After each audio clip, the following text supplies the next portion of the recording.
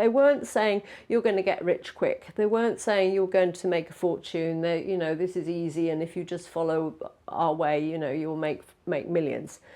It was real. She just wrote this stuff after Dad died and showed it to me, and I just thought it was so moving and so special that I just said, Mum, we've got to make this into a website. So, that's how it started. As time goes by, you see your income gradually growing, and it grows all the time, even whether you're working on it or you're not working on it.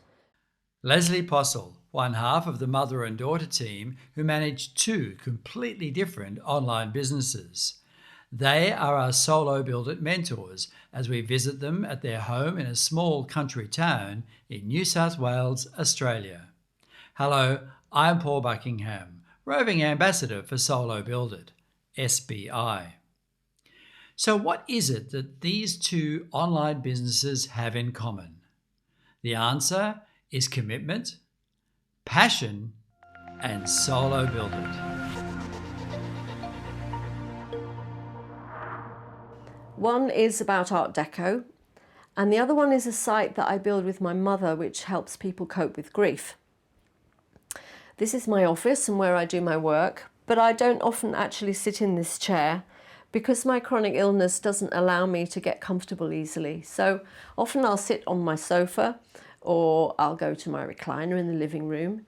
Sometimes I'll even go outside to my sun lounger.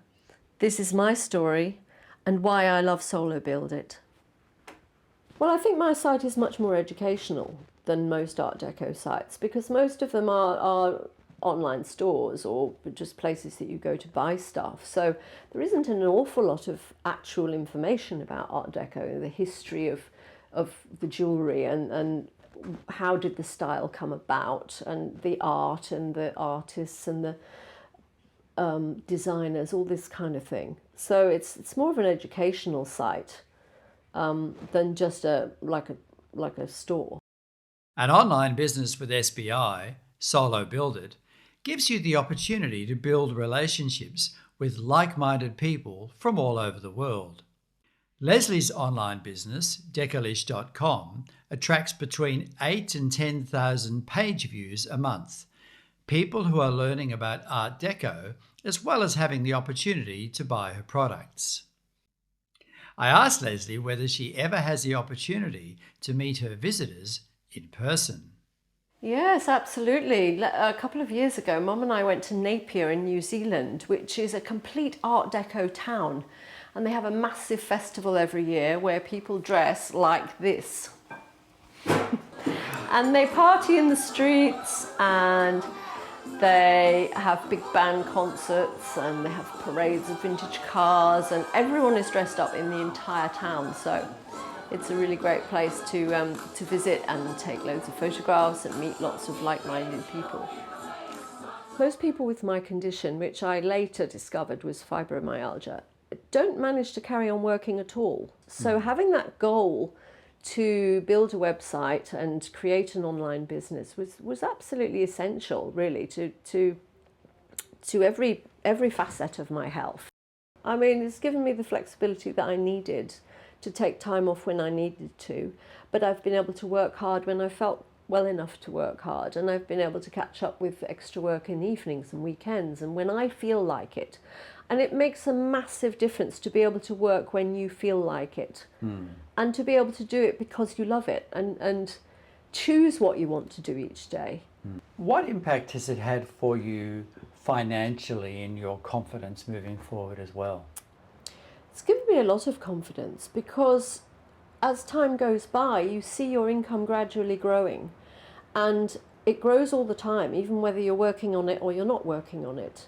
So it's good because it can tide you over periods when you're not feeling so well, or you don't want to work on it. Or if I go and work on my second site, for example, with my mum, I know that the first site will still keep on earning the same income and even growing.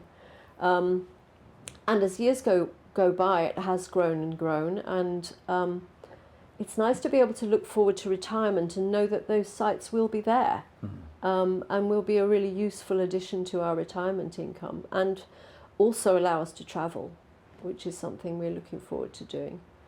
So one of the magical things about talking with Leslie Postle is that we have not one site, but two sites we can look at. Plus, we have one family in the mix. So what's it like working with your mother to create a completely separate site? Who would like to answer the question first? Well, you're looking at me, so I'm just so incredibly proud of Mum, because she just wrote this stuff after Dad died and showed it to me, and I just thought it was so moving and so special that I just said, Mum, we've got to make this into a website. So, you know, that's how it started, and so proud of what she's achieved since then. You know, she's written pages and pages and pages of stuff for the website, and then on top of that she wrote a book. So it's amazing what she's achieved. So Elizabeth, what does it mean for you to have the site? After Colin died very suddenly, and we'd been married for 54 years, I woke at night, and as a lot of people find it difficult to get back to sleep, and my head was going through with all these things. I was thinking of families that I'd looked after and how they'd coped with grief, whether it be loss of a child or a husband or a wife. And I was thinking how brave they had all been, and I was thinking of how I just wrote. My head was full of all this, so I just wrote it all down. This lady came in the night and wrote for 2 or 3 hours and then went back to sleep. And Leslie said to me one day, "You won't get writer's block, will you?" And it was totally opposite to that. My head was so full of all this knowledge and information that I'd gained over 45 years that it just had to come. So it wasn't something that I had intended to do. Elizabeth's online business, griefandsympathy.com, has been created with Leslie's help. It attracts just under 120,000 page views a month, which is amazing for a site that only started because Leslie encouraged Elizabeth to start putting her private thoughts online.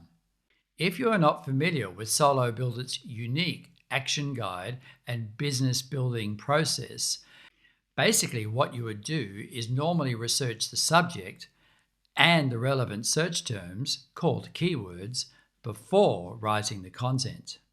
So I asked, how did they go about creating such a successful online business when really all the writing had already been done? Mum started by writing all these folders of stuff. So the site was not really born in the way that most SBI sites would be born, where you study your niche and you work out whether you've got profitable keywords or not. And then, you know, you think, oh, that's a great keyword, I'll write an article about that. Well, we did it upside down, really. So I had the material, and then I had to find the keywords that I could use for this material and edit it and put it together. So we also had to find some keywords that would actually bring us the traffic. So that's how we really started working together, because I would say, right, Mum, this is all fantastic, but there's a big gap here and we need some material on this, or I've got a great keyword, can you write me an article on this? Right. So I would keep throwing her keywords and ideas and stuff, and sometimes she'd write it and sometimes she wouldn't. Before I finished with these two extraordinary mentors, I had to find out what impact the Solo Build It Action Guide had on their ability to create such diverse online businesses. One of the things that pretty much any successful SBI will talk about is the action guide and how it's pivotal in providing a navigational path, the foundation for them to build a successful site. Can you talk about your experience of it? Absolutely. It was fantastic to have something that was like a 10-part guide that you could, I mean, they advise you to read the entire thing before you start, which I did, and that gave you such an amazing overall picture of where you were trying to get to and what you were going to do and how you were going to make money out of it at the end. And you know, it sort of stopped you from falling into so many pitfalls because you had the overall picture. And then you go back and you start back at day one, as they call it, and work your way through step by step in detail. So you can't go wrong. For a person that's watching this right now who's thinking, I'm inspired, I'd like to start a site, I'm going to go to Solo Build It, great idea. Where would be the one place that you would say they should start? I would definitely read the whole of the action guide from days 1 to 10 before starting to get the overall picture and work out where you want to go before you start working out what your niche should be, and don't do it upside down like we did.